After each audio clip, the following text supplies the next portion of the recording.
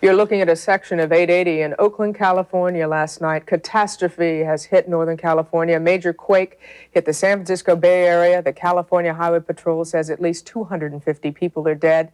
As you see all around that major road that collapsed in Oakland, there's one estimate from the Highway Patrol that 200 people were killed there when one level of that highway collapsed onto another. The quake also buckled part of the heavily traveled Bay Bridge linking Oakland and San Francisco. Broken gas mains turned buildings into infernos in the Marina district of the city.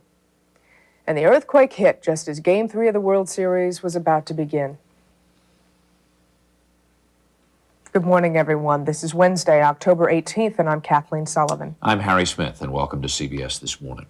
The quake measured 6.9 on the Richter scale, stronger than the one that devastated Soviet Armenia last December. The epicenter was south of San Francisco near Santa Cruz, and there are reports of damage from San Jose north to the San Francisco Bay Area.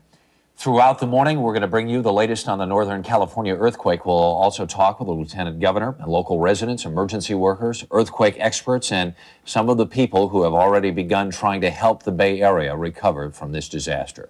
Now, Charles Osgood has more on the earthquake and the rest of this morning's news. Charlie. Thank you, Harry. The damage is so widespread and communications are so crippled that we still don't have a complete picture of the disaster, as so often happens in these cases. CBS News correspondent Susan Spencer is in San Francisco keeping track of news as it comes in. Susan, where do we stand at this hour? Well, Charlie, at this hour, things are a little bit murky. People are, it's very early in the morning here. People are just beginning to filter into work. But right now, the damage estimate is put at about $1 billion. That'll become more clear as we go through the day. This may not have been the earthquake that people out here refer to as the big one, but the damage was certainly deadly, especially on the highways and on the Bay Bridge. The most fatalities occurred when a section of the freeway in West Oakland, Highway 880, collapsed, trapping scores of people in their cars right at rush hour. Hours after the quake struck at 5:04 Pacific time, rescue efforts were still underway, but at least 50 people were confirmed dead, buried under tons of concrete and steel. There are two levels of the freeway structure that were involved, and there are a lot of mangled cars over there, a lot of people trapped in cars. The news could get worse. The scene was just as dramatic on the Bay Bridge, where 2 people died when a 30-foot section of the upper deck buckled and fell to the deck below. A tourist shot these pictures a few seconds later, cars continuing on, unaware of the approaching disaster. We were in a UC van, and the van was going just like this. I couldn't believe it. And we're all okay. Adding to the chaos, fires fueled by broken gas mains broke out throughout the city. The biggest in the Marina district engulfed a dozen buildings. The problem there complicated by low water pressure.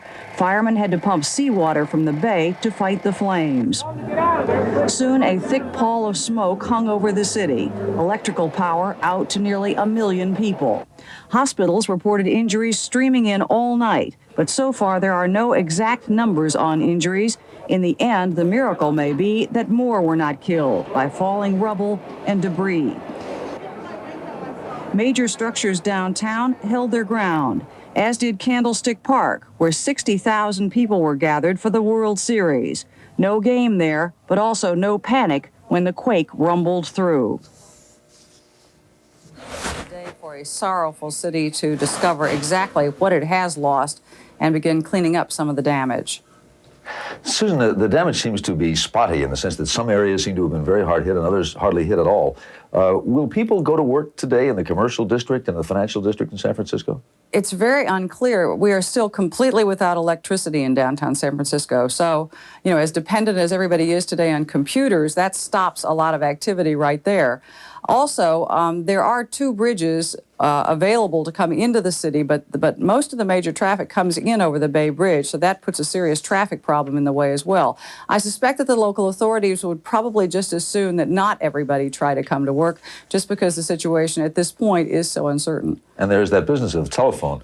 The service has been, for incoming calls, has been reduced, I understand. My understanding is that the incoming calls have been reduced in order for the outgoing calls to be able to get through. For a long time, all night, people in the city itself were unable to call their relatives and their friends and say, look, this is bad, but I'm okay. And I think wisely the telephone people decided to correct that. How about schools, Susan? Are they going to try to open schools at all? My understanding is that most will not be open. We did hear just a little short while ago that the airport is now expected to open sometime in the morning. I'm not sure if that's confirmed, but the understanding was that the airport, at least right after the earthquake, had enough structural damage for people to want to sit back and say, wait a minute, we should close now. It may be that it will open today. Other airports around here are open, at least in part, and so transportation into the city is not in any way cut off. Thank you, Susan. Susan Spencer in San Francisco. The space shuttle Atlantis is being prepared for liftoff later today, despite the threat of more bad weather. The shuttle was grounded by storms yesterday, and there were some worries overnight that earthquake damage at Ground Control Center in Sunnyvale, California, might cause some problems for the launch. But NASA now says the computers there seem to be okay. Wall Street lost more ground yesterday. The Dow Jones Industrials fell almost 19 points to just under 2639. Tokyo stock prices were higher this morning. In European trading, the dollar is lower. In London, gold is up 70 cents to $368.10 an ounce. Silver is up 3 cents to $5.13 an ounce. Back now to Harry and Kathleen. Thanks very much, Charlie. Mark McCune is on vacation, and Larry Menti is here with us this morning from KFMB. What's the weather like, Larry? Well, in the eastern half of the country, things are wet and cool this morning. 44 in Boston, 47 in New York. And as a cold front moves in, it's going to pick up, the rain is going to pick up, a steady rain throughout the day. Also, the winds will pick up. Middle part of the country is gray and cold this morning, 19 degrees in Bismarck. And in the west, it is dry. That's a quick look at the national forecast. Now, here's a look at your weather. In Spokane, clouds 64, Los Angeles sunny and 80, Cheyenne, Wyoming partly cloudy 42, St. Louis, Missouri cloudy and 43 degrees, Atlanta, Georgia rain and 64, Burlington, Vermont cloudy and 38, Hartford cloudy 47. And we'll be back in a half an hour with a closer look at the West Coast for the emergency efforts out there, and also a look at the rain coming to the East Coast. Kathleen? Thank you, Larry. 6.9 on the Richter scale.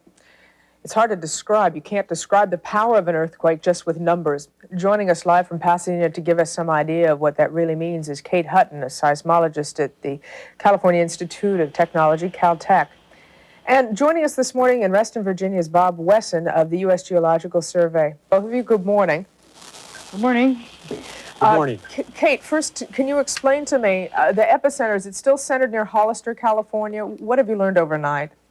Okay, the epicenter is about 10 miles north of Santa Cruz, and the fault rupture was between a little town called Los Gatos and San Juan Bautista, which is very close to Hollister. It's about a 30-mile-long segment of the San Andreas Fault. You know, isn't that the area that has long been warned, the Los Gatos area? Yes, it was... It had a slip deficit in the 1906 earthquake, which means it didn't really slip enough, and doesn't need to wait for the next 1906 earthquake to have an earthquake of its own. So this apparently made up that deficit. Can you explain to me the power of a 6.9? Well, descriptively, it's about a factor of 10 in ground motion, larger than the Whittier Narrows earthquake that we had here in Los Angeles a couple of years ago. It's also larger than the 1971 San Fernando earthquake, but quite a bit smaller than the 1906 earthquake that destroyed San Francisco. For someone who is on the East Coast this morning waking up, can you explain, is there any point of reference as far as its strength and the energy given off by a quake like this? Well, there is abstract numbers that you can give in terms of the number of nuclear bombs that would produce the same energy, but I don't think that's a very realistic comparison. So I like to just compare it to other earthquakes, as it makes more sense. Bob Wesson in Western Virginia. I understand that these two plates on the San Andreas Fault actually do move like 2 inches every year. Is that correct? That's right, Kathleen. Here we have on this map, you can see the San Andreas Fault cutting down through California. The Pacific Plate is moving northwestward about 2 inches a year relative to the North American continent to the east. So what does that mean? That there's really literally a piece being cut like with a knife around the San Francisco Bay Area? Well, it means that over a long period of time, the Pacific Ocean is slipping northwestward. But for the most part, it occurs only during large earthquakes, such as the 1906 Great San Francisco earthquake that occurred in this region, or the 1857 great earthquake in Southern California that occurred in this region. In each of these earthquakes, there were slips of as much as 20 or even more feet at the time of the earthquake. In this earthquake that we had yesterday, the slip was probably only on the order of 6 to 8 feet, if that. Kate, is this the big one? It's not the big one in the sense of a repeat of the San Francisco earthquake. It's quite a lot smaller. But is this the one that all of you have been predicting and warning us against? Well, this is one of a number of areas that was listed as a high probability for an earthquake in the next 30 years. But when we talk about the big one, we usually talk about a magnitude 8+ earthquake, which would be either a repeat of the 1906 earthquake or a repeat of the 1857 earthquake in Southern California. Now, is this like a major burp, as some people say, of the Earth so that it actually relieves tension from one coming? Is this, going through something like this, does this make people say, oh, well, you know, the next one's not going to be as bad? Well, every earthquake relieves some strain, so, but it also redistributes the strain. So that's why we're having aftershocks there, and that's why there's a slightly higher risk of a large aftershock or another earthquake following any time we have an earthquake. But generally, it will delay whatever would be coming by a certain amount of time. It's hard for us to tell how much, though. Well, Bob, when you see the change in the Earth after this quake, what do you now foresee in the immediate future for that Bay Area? Kathleen, the most important concern at the moment are the aftershocks that we anticipate from this earthquake. After an earthquake of this size, we have thousands of aftershocks that will occur in the same general region as of the earthquake. Most of these, in fact, will be so small that they won't be felt, but many of them will be felt, and we would expect that we could have some aftershocks that may be as large as even magnitude 6 following this earthquake. These aftershocks could cause additional damage, and they are a significant cause for concern. Now, do you go back to the maps after something like this because the plates have changed so much in their location and now refigure and re-estimate your prognosis for the area? Well, the 30-year probability forecast that Kate mentioned will, I think, have to be refigured after this earthquake. Prior to this earthquake, we had estimated a high probability for this section of the fault where the earthquake yesterday occurred, a somewhat lower probability for the section to the north, and relatively higher probabilities for the Hayward Fault in the East Bay. I think it will be appropriate to re-examine all those as the data is analyzed from this earthquake. Bob Wesson, Kate Hutton, thank you so much for joining us this morning. Thank you. Thank you, Beth. It's now 13 after the hour, Harry. And coming up next, more on the earthquake disaster, what it looked like and felt like.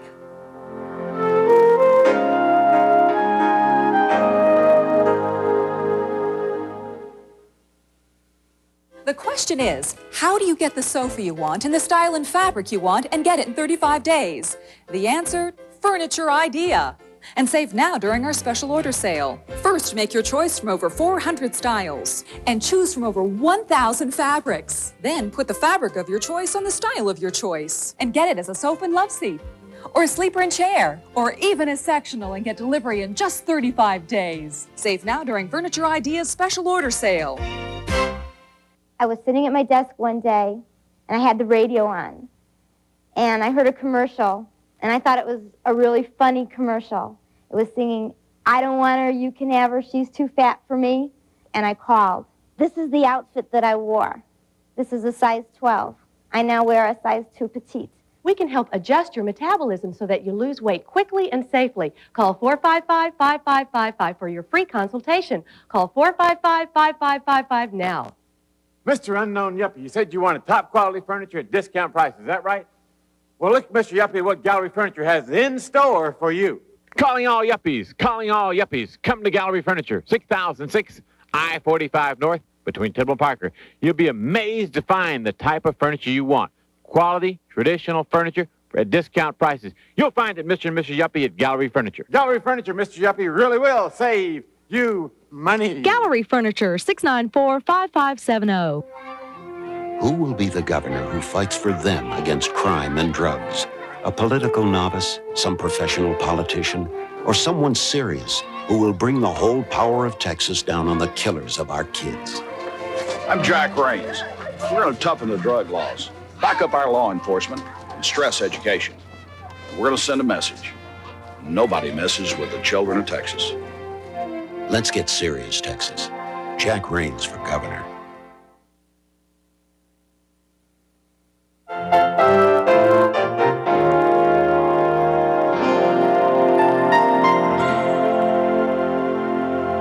Joining us now from San Francisco are some people who were there to see and feel what the quake did when it hit. Vay's son was an eyewitness to the quake and its aftermath, and Jim Matos is with the California Highway Patrol. With us by phone in Santa Cruz is Matt Tracy of the Santa Cruz Fire Department. Good morning to you all. Vay, where were you when it hit, and what happened? What did it look like? What did it feel like? We were in downtown Palo Alto, midway between Santa Cruz and San Francisco. While the community was pretty small and not a lot large structures, there was a tremendous amount of gyration. As we stood in the doorway, after we decided that there was indeed good reason to run to the doorway this time, even though we're seasoned earthquake survivors, it seemed to move incredibly, 12, 8 inches swaying side to side, and it seemed, I guess you hear it again and again, like a very long 15 seconds. Was there panic? Not in our building. And there were about 50 people in our building. You can bet the minute it seemed to subside, we were all down the stairwells, trying to not notice the cracks in the walls and the cracks in the elevator shaft as we ran out on the street. A lot of people out on the streets. Not a lot of panicking, just a lot of amazement at the strength of this. Jim Manos is with the California Highway Patrol. Good morning, Jim. Good morning. What can you tell us about some of what's happened there? 880 seems to be the area of largest damage. Well, 880 is the biggest area of concern for us right now because it's completely collapsed. It's an elevated double-deck structure. The top deck collapsed onto the bottom deck and collapsed on top of numerous cars, and we don't really know at this time exactly how many cars there were there. Do you have any sense this morning that there might still be people alive, collapsed in what is literally a concrete sandwich? I think that anytime something like that happens, there's going to be those stories where people are found alive. We've already found some people that were alive mixed in with the people that were killed, so that's definitely a possibility. All right, you stay right where you are. I want to get back to you in a second. We want to check in Santa Cruz with Matt Tracy of the Santa Cruz Fire Department. Santa Cruz is closer, of course, to the epicenter of the earthquake. Matt, what happened in your town last night? At approximately 5:04, we suffered the 7 magnitude earthquake, as we know by now, and most of the damage has been confined to our downtown area, which is older structures, 100-plus years old, brick type structures. Most of those were either severely damaged or did totally collapse. And in that collapse, what kinds of injuries were sustained? At this time, we have 2 confirmed deaths, and all other search activities have been suspended until daybreak, which is about another hour or 2 here. What was the overload like then on the hospitals in the area, and do you feel like you've got the situation under control now? Yeah, at this time things have settled down quite a bit. We're still suffering some moderate aftershocks.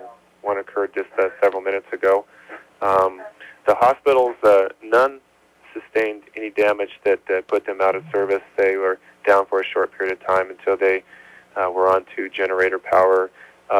They stated to us that they were able to handle the situation. They weren't overwhelmed.